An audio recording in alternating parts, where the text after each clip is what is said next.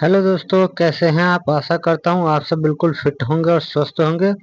दोस्तों, आज हम इस रेगुलेटर के बारे में जानेंगे कि रेगुलेटर किस तरीके से काम करता है। तो आज पूरी डिटेल हम इसमें समझेंगे और एक दूसरे रेगुलेटर से भी हम कंपेयर करेंगे कि दोनों में किस तरीके से डिफरेंस होता है और क्या क्या काम करता है, किस तरीके से इसके कनेक्शन वगैरह जो भी होते हैं सब जानकारी हम एक ही वीडियो में मिलेंगे।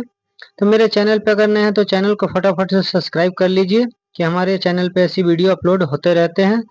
चलिए वीडियो को शुरू करते हैं और इसको डिटेल में हम जानते हैं। तो वीडियो में बने रहिए, आप बिना स्किप किए वीडियो को पूरा देखिए।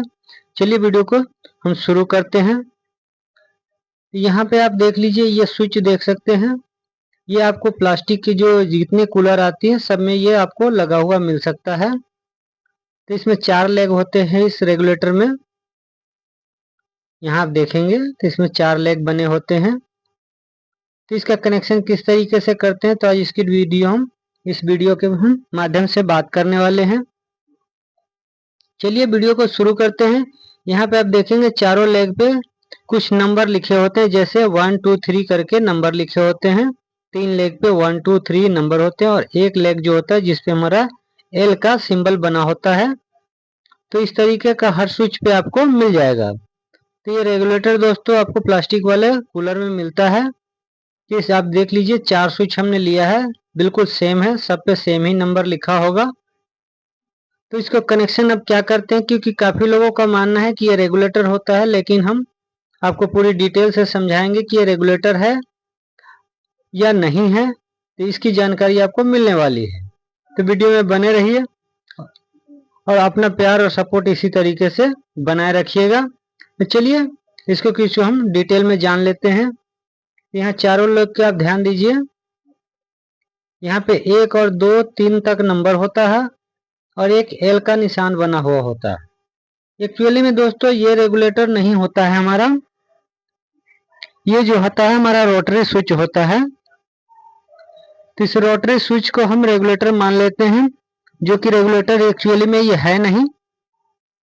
हम इसके बारे में भी आपको हम बताएंगे कि रेगुलेटर क्यों नहीं है और किस तरीके से काम करता है। चलिए मैं एक कनेक्शन को आपको लेकर के करके आपको दिखाता हूं।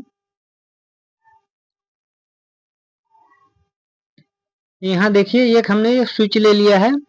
तो इसमें हमने 1 2 3 ये तीनों नंबर को हमने लूपिंग कर दिया है। जब ये सिंगल फेज की मोटर में अगर एक कनेक्शन आपको करना होगा तो इस तरीके से लूप कर दीजिए और ये एल पॉइंट का आपका रह जाता है, जो मेन के लिए होता है, कॉमन होता है। तो यहाँ पे मेन का कनेक्शन होता है, बाकी जो है ये तीनों होते हैं। रोटरी को आप जिधर घुमाएंगे तो एक दूसरे से करंट सप्लाई होकर तीनों फेज पे ये चला जाता है। तो ये सिंगल फेज का जो मोटर होता है उसके लिए काम करता है। और यही स्विच जो है हमारा 3 स्पीड का मोटर होता है उस पर भी काम करता है। तो उस पर किस तरीके से करता है वो भी हम जानकारी लेंगे। यहाँ देखिए ये एल पॉइंट जो होता है हमारा कॉमन होता है, जिसपे हम फेस डालते हैं। और रोटरी को जब घुमाते हैं 1 2 3 करके तो एक दूसरे से करंट बाईपास हो करके हमें मिल जाता है। किसी भी एंगल पे आप चलाएंगे तो करंट आपको सेम ही मिलना है। तो इससे रेगुलेटर से कम नहीं होता है। इसको आप दिमाग में बिल्कुल बिठा लीजिए, ये सिर्फ रोटरी स्विच है। अब यहाँ देखिए हमने 3 स्पीड वाली मोटर का कनेक्शन हमने कर दिया है। कुछ इस तरीके का ही आपको 3 स्पीड के मोटर में आपको कनेक्शन मिलेगा।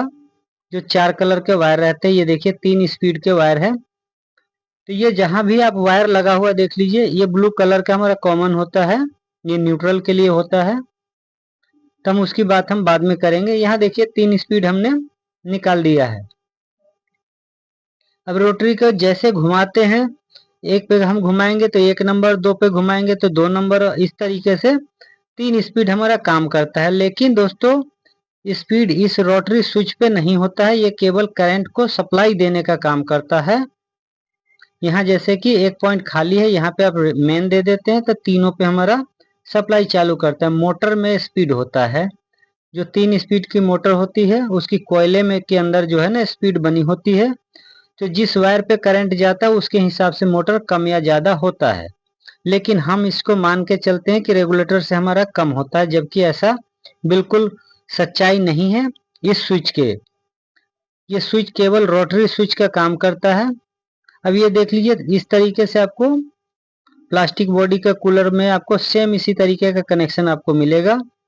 आप जहां से आप वीडियो देख रहे हैं उसके लेफ्ट साइड में देखिए जो हमने 3 को लूपिंग कर रखा है, ये पंप के लिए कनेक्शन कर दिया जाता है। अब चाहे तो सिंगल मोटर का भी, सिंगल फेज का मोटर का कनेक्शन भी कर सकते हैं। और बीच वाला फैन का, जो राइट साइड में आपको दिख रहा है जिसमें कोई कनेक्शन नहीं है, ये हम स्विंग के लिए काम करते हैं, स्विंग मोटर का कनेक्शन उसमें से देते हैं।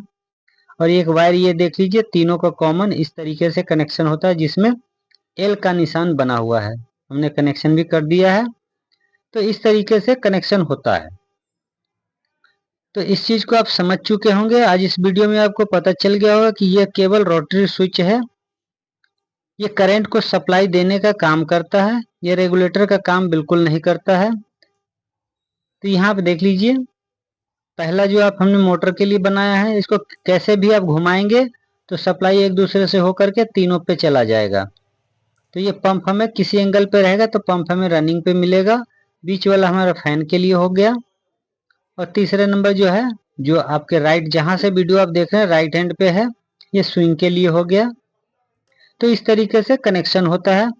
अब चलिए, ये आप समझ चुके होंगे कि किस तरीके से ये काम करता है। अब आपको चलिए मैं रेगुलेटर आपको दिखाता हूं।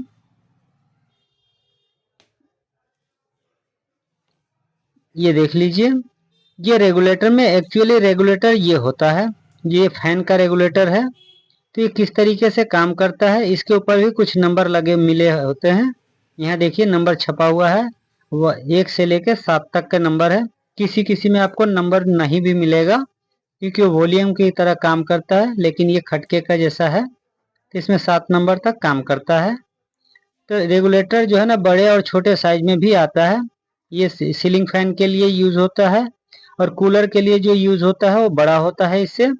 वो आपको 1000 वाट का, 1500 वाट का और 2000 वाट में आता है। तो रेगुलेटर हमारा क्या काम करता है दोस्तों, हमारा रेगुलेटर स्पीड बढ़ाने का काम बिल्कुल नहीं करता है। रेगुलेटर हमारा स्पीड को कम करने का काम करता है। तो इसमें कुछ रेजिस्टेंस वगैरह कैपेसिटर लगा होता है, जिसकी वजह से ये वोल्टेज को कम करके हमें फैन के पास देता है, जिससे हमारा फैन जो है कम स्पीड पे चलता है। अगर फैन को जितने हम डायरेक्ट में चला लेंगे उसके अकॉर्डिंग ये कम कर सकता है। तो ये दोनों आप देख लीजिए, एक रोटरी स्विच है और एक रेगुलेटर है। तो इस तरीके से रेगुलेटर का काम होता है। तो आई होप कि आप समझ में आ चुका होगा कि ये जो ब्लैक वाला हमने जो दिखाया है ये स्विच है, इसको रेगुलेटर आप बिल्कुल ना माने। रेगुलेटर ये व्हाइट वाला जो है ये रेगुलेटर है। तो हमें उम्मीद है कि आपको वीडियो समझ में आया होगा और कुछ सीखने को मिला होगा। और दोस्तों, हमारी वीडियो अगर पसंद आई है तो चैनल को फटाफट से लाइक करके शेयर कर दीजिए। हम फिर किसी और नए वीडियो में मिलेंगे, तब तक के लिए जय हिंद, जय भारत।